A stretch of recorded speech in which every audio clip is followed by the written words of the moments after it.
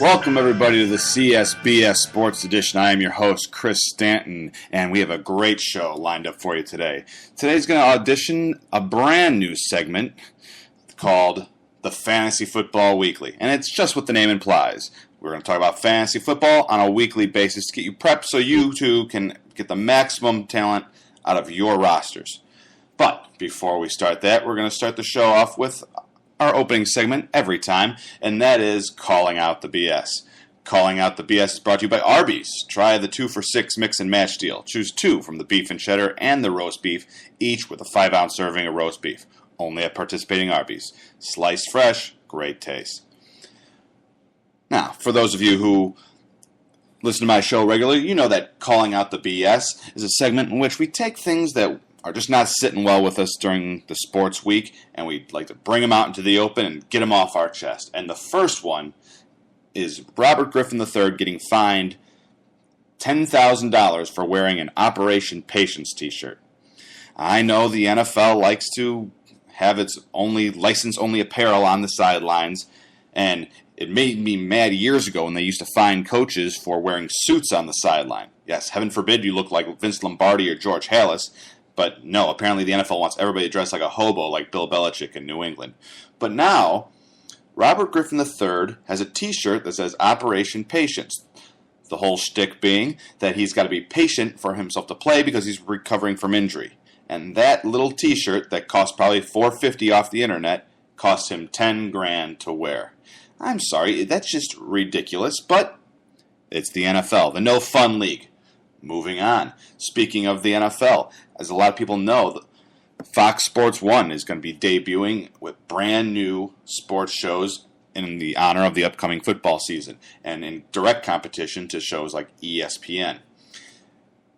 Fox Sport 1 is going to have a new show. It's a Football Daily, where they're going to have a rotating door of guests and celebrities and mostly former players. And announced a couple weeks ago that's going to be on the show is Brian Urlacher and Randy Moss. Yes, that's who I want doing my sports commentary. 2 guys who spent a whole career bashing the media and saying they never want to be associated with it in their first years of retirement, becoming what? Members of the media. Just so funny. Being here in Chicago, I heard interview after interview given by Brian Urlacher. I'm going to take the year off, play some golf, heal up, just enjoy watching football. Brian, you going to get into media? No, I never was into that. I didn't like you guys doing it, and I'm not going to like you guys in retirement. Yeah, and guess where he is? On Fox Sports 1. And he gets to go with his buddy from the Vikings, Randy Moss, who still is telling people don't call him a member of the media. But he is. He is a member of the media. He's on Fox Sports 1 to analyze football. I don't understand it. Maybe they understand it and can explain it to us. Know your role and shut your mouth. Yeah, maybe it would be better if they just shut their mouths and moved on. Speaking of moving on, Ryan Braun's trying to move on with all of this biogenesis scandal, and he finally issued that handwritten apology. Except, he didn't write it. Yes, he gave you one of those default post and paste and cut and paste and copy and all that garbage that every single athlete who has ever been in trouble for anything has read to you. You know, that thing that you find on the internet that your agent gave to you? Yeah, that apology. I don't have to read it because all of you already know the apology. That disingenuous little sanctimonious speech where he pretends to see the error of his ways so that you'll forgive him and he can go back to doing steroids again. And you know, I've said it before on the show. I don't care that he did steroids. I actually find baseball more entertaining when I see 500-foot home runs. But if you're going to go through all the trouble, at least either write the apology yourself or don't issue an apology. Guess what? You're still going to make all your money. You're a talented guy. You don't need my approval. Just lie low. Quit putting yourself out there. Everything will be all right, I promise. And here's a doozy of one that you're going to like. Being from Chicago, we baseball fans have suffered quite a bit this year. And in the last bit of indignity from the White Sox, they had their bench coach thrown out of the game, except the game hadn't started yet. He went to turn in his roster card, his lineup card, to the umpire, and he got thrown out. How do you get thrown out turning in a roster card? It is unbelievable. I've never seen anything like that. How do you get so worked up before the game starts to get yourself thrown out? Obviously, it wasn't planned, because how are you going to rile your guys up from a pre-game ritual like trading in your card? The funniest part was seeing Robin Ventura walk out there trying to explain or find out what just went on. I don't get it, and nobody's saying. They just said it was a misunderstanding and everybody's moving on. Well, that's no fun. If you can come up with a good excuse, then by all means, email me at cmstanton2@gmail.com or send me a tweet at the CSBS. I don't care, but I'm at a loss for this one. And finally, here's one that I saw this morning, and I actually laughed at this because the NFL is promoting, because that's what they do best, their opening game between the Broncos and the Ravens, a rematch from last year's AFC playoffs. Remember that great game? Joe Flacco has that improbable touchdown to tie it up at the end. Peyton Manning throws the interception in overtime, and the Ravens kick that field goal, end up going to the Super Bowl, and become Super Bowl champions. Great game, great storyline. And the NFL was right to make that the first game of the new year. Herein lies the problem. As part of their promotion, they put up big posters on Mile High Stadium, now known as Sports Authority Stadium, but we'll ignore that and call it Mile High Stadium. And what are the posters? On one side, you've got Peyton Manning in the drop-back formation. On the other side, Joe Flacco in the drop-back position. That's right. On the Broncos Stadium is a larger-than-life poster of Joe Flacco. Yes, so a petition is very quickly spreading around throughout the Denver area to get that thing off of their stadium. I find it hilarious, but you gotta call out that kind of stupidity from the NFL. Let's promote the big game, and let's piss off the fans that are going. But who am I to judge? They're raking in the dough. If you've got anything you want to call out, be my guest to call us at 630-534-0779. That's 630-534-0779. We'd love to hear from you and want to hear what's bugging you in sports. On another note, on football still, last week I talked about how Sports Illustrated had come out with an all-offensive, overrated team. And now they came out with the underrated team. So, in fair balance, I wanted to present this one to you as well. For Sports Illustrated, the players that they rated most underrated on offense, starting with quarterback Sam Bradford of the St. Louis Rams. Bradford, I don't see how he can be underrated. See, he's got a couple of injury problems, but when he's been in, he's played really well, and he was a top overall draft pick, so it's not like he was just falling out of the spotlight. I don't know. I mean, we all know what to expect from top draft picks, and he certainly hasn't let people down. He's had a bad team to work with and a couple injuries, but I still think people are on board with Sam Bradford. I don't agree that he's underrated. Then you've got running back C.J. Spiller. He's certainly not underrated, seeing he's about the 4th or 5th overall pick in every fantasy draft this year. The coach flat out came out and said that they were going to run him until he throws up. Again, I don't see why he's underrated. Probably because he doesn't have a huge paycheck and he's in Buffalo. So that's why the guy from Sports Illustrated wrote him up there.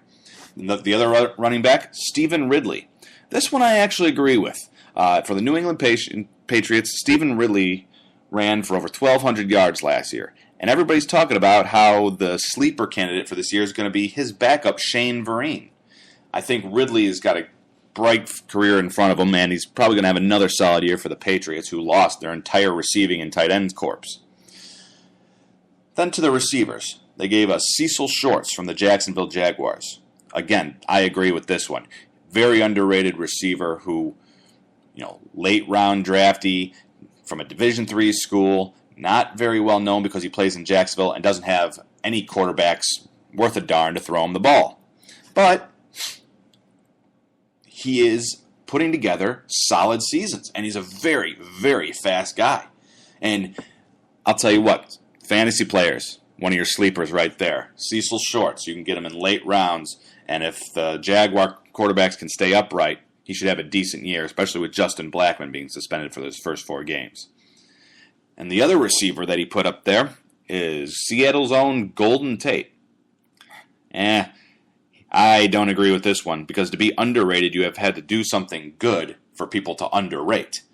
He's been nothing but mediocre since he got into the NFL. He was brought in with a lot of hype as a second-round draft pick, and he just did not do much. And since the signing of Sidney Rice, and then they traded for Percy Harvin, who is injured, but he's kind of gone on the back burner, and I think they're trying to replace his slot, not button him up as the next savior of the Seattle Seahawks. And then the tight end they put in was Brandon Myers of the New York Giants. Again, I don't think it's overrated because he hasn't done anything to underrate. He might be very good, he might be very bad, but you can't rate somebody who hasn't done anything yet. So, that's Sports Illustrated. Here's mine. First up, quarterback, Alex Smith. Yeah, the one from the 49ers who the 49ers traded to Kansas City. You know what? This guy was the most efficient quarterback in the NFL until he got injured. He's also very mobile, and he's very accurate. Now, he doesn't have great arm strength, but this is Andy Reid. He wants accuracy, and he wants that West Coast offense. Plus, he loves to throw it 70% of the time. So we're going to have Alex Smith with Dwayne Bowe and a great running back in Jamal Charles, and he's possibly the most efficient quarterback in the league. I'm looking for big things for him this year. My running back, Frank Gore, San Francisco 49ers. Year in, year out, this guy just produces and produces. Last year he ran for about 1,300 yards and 8 touchdowns. And where can you get him? Probably the 5th round of your fantasy draft. And everybody talks about Vernon Davis or the trade of Anquan Bolden, Colin Kaepernick. Everybody forgets that he's probably going to put up another 1,200 plus rushing yards and 8 or more touchdowns. And then who I think is going to be the breakout star this year is Trent Richardson from the Cleveland Browns. This guy is a beast. He was playing last year with broken ribs and still ran for 930 yards. A running back with broken ribs. We talk about people worried about concussions and broken legs. This guy gets hit in the part where you're allowed to get hit, and he could puncture a lung. And he still played. Almost rushing for 1,000 yards in his rookie season for the Cleveland Browns. I think this guy is just going to have a monster year. He's 100% healthy. The Browns have made some upgrades, and that division has taken a nosedive since the offseason. And for my 2 receivers, Roddy White of the Falcons and Brian Hartline of the Dolphins. Now, Roddy White, a lot of people know who that is. Very popular guy, very well-known guy, a couple of Pro Bowls. But with Julio Jones and Tony Gonzalez and the Steven Jackson acquisition in Atlanta, everybody forgot he's there. This guy's been great for a long time. Another one of those fantasy steals in late rounds. And then Brian Hartline, this guy was leading the league in receiving last year for half the year. And we've got this West Coast offense, what's all about rhythm and feel and getting to know your quarterback and receiving cores. And he's got the best relationship with the quarterback in Miami so far. Another guy I expect a pretty good year for. And here's one of the most underrated guys in the NFL, Fred Davis. This guy's an ultra-athletic, great tight end for the Washington Redskins who has been hampered by injuries. He was on pace to be the league's best tight end last year until he got hurt. Now he's come back fully healthy with the healthy RG3 and a running game with Alfred Morris. Oh, this guy could easily put up 12 touchdowns and could easily catch 75-plus balls. This guy is going to be great. And that has been the all-offensive, underrated team from me. And before we get to our fantasy segment, have a little bit of a commercial from Phil's Sports Bar and Grill. If you're like me, then you're always on the lookout for a great place to watch the game. The best place I have found is Phil's Sports Bar and Grill. Located on the corner of Prairie and Burlington in Brookfield, Illinois, Phil's features daily specials, 10 TVs, and complimentary Wi-Fi so you can follow all your fantasy teams. And on top of all that, Phil's has a great atmosphere and sensational food. Check out Phil's Sports Bar and Grill today. All right. Now, as I talked about, we're going to put forth a brand new segment today, and it is